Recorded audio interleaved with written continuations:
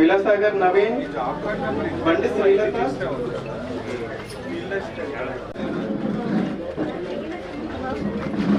గడ్డం మనోజ్, గడ్డం వినీత్, గడ్డం నిఖిత, గడ్డం గంగు, చేగంటి స్వరూప, శ్రీరామ్,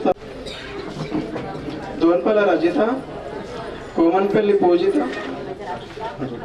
సమయంలో రేషన్ కార్డుల కోసం దరఖాస్తులు ఇచ్చినటువంటి 314 మంది అప్లికెంట్స్ వివరాలు, అదేవిధంగా వివరాలు సరిగ్గా ఫిలప్ చేసి సైన్ చేసి ఇక్కడ ఇవ్వచ్చు. ఈరోజు మిస్ అయ్యి ఎవరైనా ఇవ్వలేకపోతే రేపు ఎల్లుండి నా ఎంపీడీఓ కార్యాలయంలో ప్రజాపాలన కౌంటర్ ఉంది, అక్కడ కూడా మన గ్రామ సభకు ఇచ్చేసినటువంటి గౌరవ జిల్లా కలెక్టర్ గారు శ్రీ రాజీవ్ గాంధీ హనుమంతు గారికి, అదేవిధంగా వేదిక మీద ఉన్నటువంటి తహసీల్దారు మరియు ఇతర అధికారులు, ఈ కార్యక్రమానికి ఇచ్చేసినటువంటి గ్రామ ప్రజలు, తర్వాత ప్రింట్ ఎలక్ట్రానిక్ మీడియా మిత్రులందరికీ కూడా నా యొక్క నమస్కారములు సమర్పించారు. అది కాకుండా ఇంకా ఏమైనా వ్యవసాయానికి పనికిరానటువంటి భూములు ఉంటే ఇప్పుడు కానీ రేపైతే రేపు కానీ తహసీల్ ఆఫీసులకి మనకి ఆత్మీయ నేసం అన్నటువంటి స్కీము మనకు అప్లికేబుల్ కాబడుతుంది. పొరపాటున చదివినటువంటి దానికే మనం ఈ గ్రామ సభ అనేటువంటిది నిర్వహించి వాళ్ళందరి పేర్లు కూడా మీకు చదివి వినిపించడం జరుగుతుంది. ఇందిరమ్మ ఇళ్లకు సంబంధించి కూడా గ్రామంలో పరిధిలో గ్రామ సభకు విచ్చేసిన ఆర్డీఓ గారికి, తహసీల్దార్కి, ఇతర అధికారులు, ఇక్కడికి విచ్చేసిన గ్రామస్తులందరికీ నమస్కారాలు. సో ముఖ్యంగా అంటే ఆర్డీఓ గారు మీకు క్లియర్గా చెప్పారు. సో ఈ గ్రామ సభల ముఖ్య ఉద్దేశం మీరు అర్థం చేసుకోవాల్సింది ఏమంటే, ఎవరైనా అంటే ఎలిజిబుల్ వాళ్ళు, అర్హులైన వాళ్ళకు ఎవ్వరు కూడా ఒక్కళ్ళు కూడా ఈ ఏవైతే మనకి స్కీమ్స్ ఉన్నాయో దీనికి వాళ్ళు మిస్ కాకూడదు. ఏదైతే గవర్నమెంట్ దగ్గర మా దగ్గర ఉందో డేటా ప్రకారంగా ఉన్న నేమ్స్ అనేవి చదువుతూ ఉన్నాము. సో ఆ లిస్ట్లో మిస్ అయ్యాయి, మేము ఎలిజిబుల్ ఉన్నాము అయినా మా పేర్లు రాలేదు అనుకుంటే మీరు ఖచ్చితంగా ఆ అప్లికేషన్ ఇక్కడ ఇవ్వచ్చు. మనకి ఆఫీసర్స్ అందరూ ఉన్నారు, తీసుకొని వాటిని ప్రాసెస్ చేయడం జరుగుతుంది. సో అదేవిధంగా ఈరోజు మేము రాలేకపోయాము, ఈరోజు కొంతమంది రాలేదు, కొంతమంది వచ్చారు అని ఉంటుంది.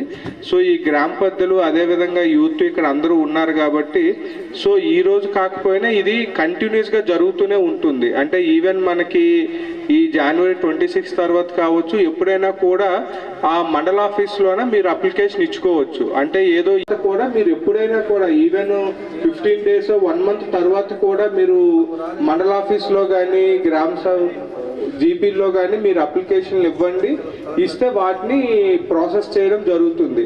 సో అంటే ఎలిజిబుల్ ఉన్న వాళ్ళని ఒక్కరు కూడా మనకి మిస్ చేయడం అనేది ఉండదు. సో ఎలిజిబుల్ ఉన్న వాళ్ళందరికీ కూడా ఈ పథకాలు అందే విధంగా మనకి మండలాధికారులు, అదేవిధంగా మనకి ఈచ్ మండల్ కూడా ఒక స్పెషల్ ఆఫీసర్ని అపాయింట్ చేశాము.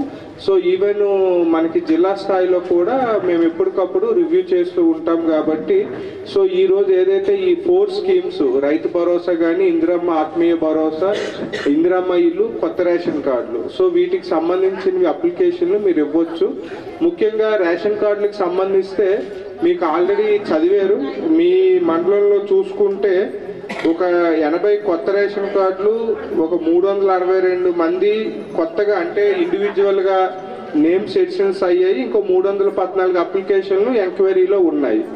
ఎలిజిబుల్ ఏమైనా ఉండొచ్చు, అంటే మేబీ ఏదైనా గవర్నమెంట్ ఎంప్లాయీస్ అవ్వచ్చు, అదర్వైజ్ వెల్ ఆఫ్ ఫ్యామిలీస్ ఏమైనా వాళ్ళకి వచ్చాయి, లేదు భూమి ఉన్న వాళ్ళది భూమి లేనట్లుగా నమోదైంది, భూమి లేని వారిది భూమి ఉన్నట్లుగా నమోదైంది. అలాంటి డిస్క్రిపెన్సీస్ ఉంటే మీరు ఇక్కడైనా రైట్ చేయొచ్చు. తర్వాతైనా మీరు రైటింగ్లో ఎంపీడీఓ ఆఫీస్ కానీ, తహసీల్దార్కి కానీ, ఈవెన్ ఓవరాల్గా ఓవర్ ఫోన్ అయినా కూడా మీరు ఇన్ఫార్మ్ చేస్తే ఖచ్చితంగా దాన్ని కూడా మనము వెరిఫై చేసి ఇన్ఎలిజిబుల్ వాళ్ళకి పథకాలు ఏవైతే రాంగ్గా ఒకవేళ ఇంక్లూడ్ అయినా కూడా వాటిని మనము ఇన్ఎలిజిబుల్ వాళ్ళని డిలీట్ చేయడం జరుగుతుంది.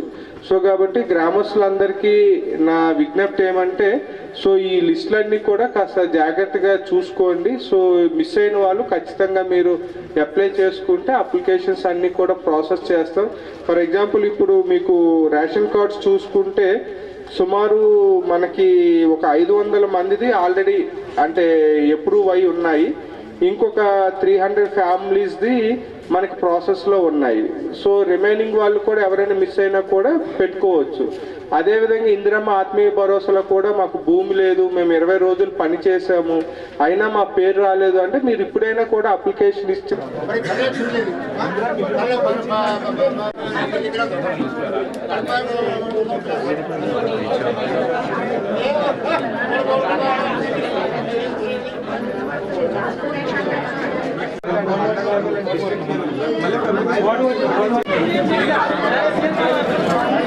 పేరు